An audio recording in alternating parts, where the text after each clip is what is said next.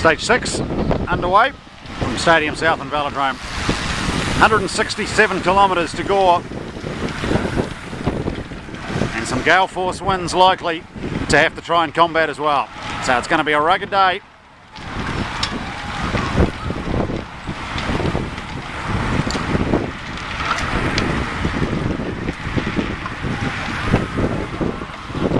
First sprint of the day coming up, Verdon College.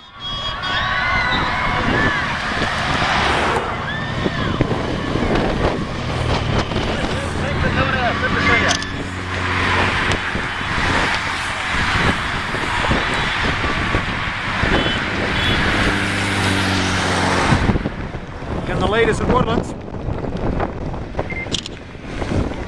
Now the peloton.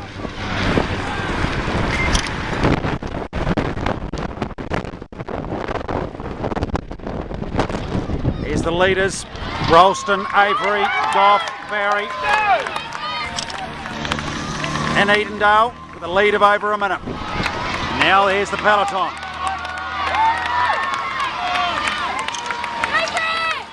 The first half of it.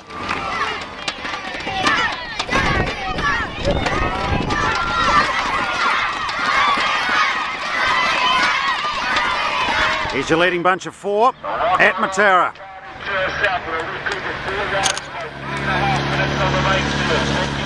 Now the best part of 4 minutes later, here's the peloton making the turn. Next stop, Waimumu.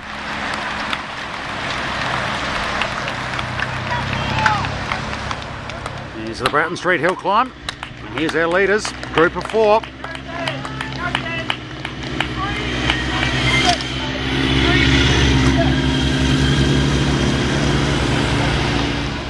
Now the peloton.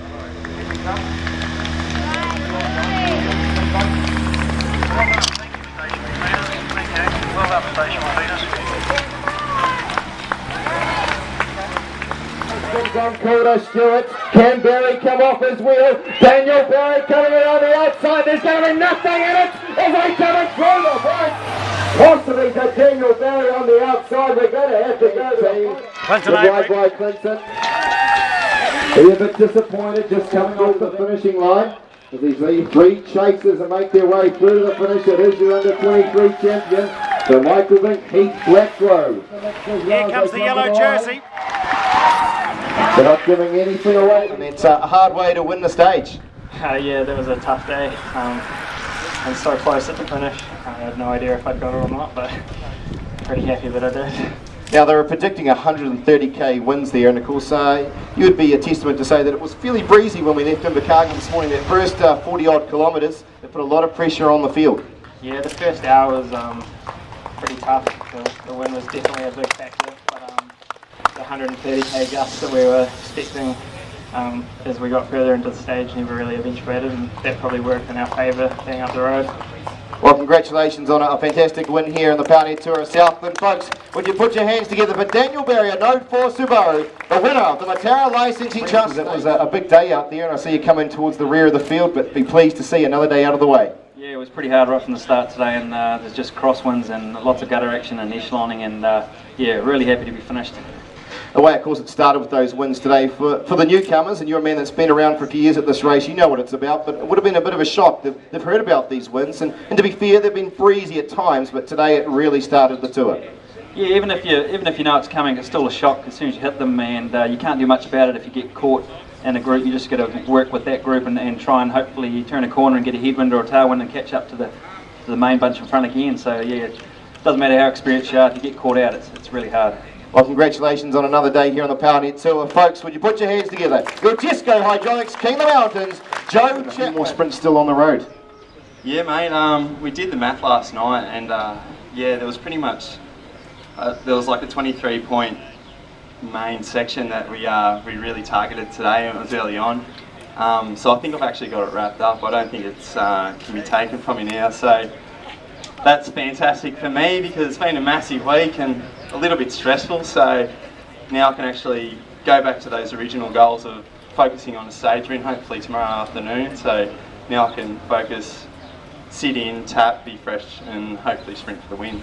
Well, we've talked about the wind here today, but of course, as you said, there was a number of sprints and a lot, particularly in that first 5 or 6 kilometres, only hundreds of metres apart. So that also must have played havoc with the field as everybody was trying to pick up a few dollars along the way.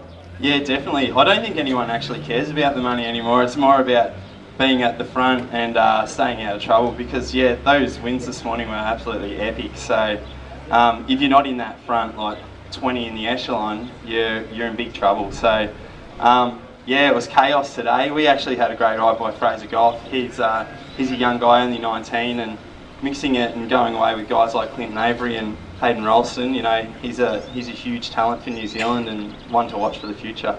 Absolutely, he had a fantastic ride out there. Well, the man here, folks, in the green jersey going into the last day of the tour, the under 23 riders, so there must have been a bit of a murmuring going amongst the fields as to what needed to be done. Yeah, I'm going to have to have a talk with him. He's a good mate of mine, but he put us under pressure today, and you know, pure black race, we were rolling just to bring him close. Once we caught him with 20 k's to go or so, it was hard because the dynamic of the race changed for me personally a bit. You know, I was there with the GC guys, but then I also had to be aware the whole time of the other under 23 guys. You know, again, it's the race within a race, so yeah, it definitely spiced things up today, and with the wind it just made it harder, but you know, all credit to Fraser. He took it to everyone today and he held it tough with Rolly and Baz and Clinton up on the break.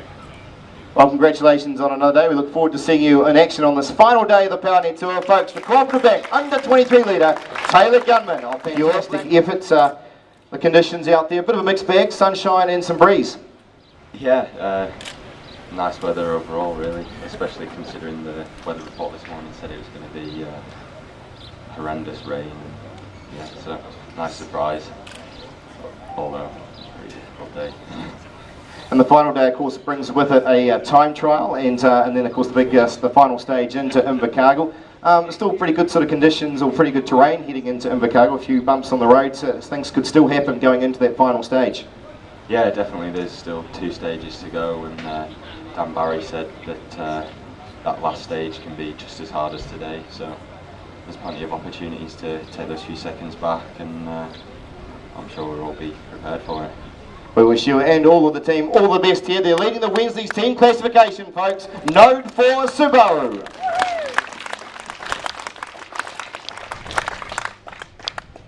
Second day in the yellow. Well, Carter, another hard day out on the roads, and must have been some interesting feelings back in the bunch when the likes of Ralston was out the front there. Clinton Avery, of course, he's been a stage winner. So what was the general feel back there? I mean, it was definitely a very tough day out there with the wind for the first hour. You know, those guys, they were set on getting away, and they eventually got away. Now, we've said before, it's very much about team racing, and you've got an outstanding team around you and some experience in there, so you would have been prepared for what was going to happen. Of course, there's stages running up for a lot of these guys, so they sort of have to try and take it to you. Oh, yeah, of course, and, you know, we expected that. And, you know, I just relied on my team to try and keep the gap close and bring it back as much as possible in the end. And what sort of impact do you think this time trial is going to have tomorrow? It's only over 13 kilometres. Some are suggesting that it may be not long enough for some, but it's still a lot of very good time trialists in this field. I mean, with how close the time gaps are, you know, 13 kilometres is plenty long. So I just give them my all tomorrow and see how it comes out. Well, we wish you and all your team all of the best, folks. Would you put your hands together from Bristol Pro Cycling, Carter Jones, your PowerNet yellow jersey leader.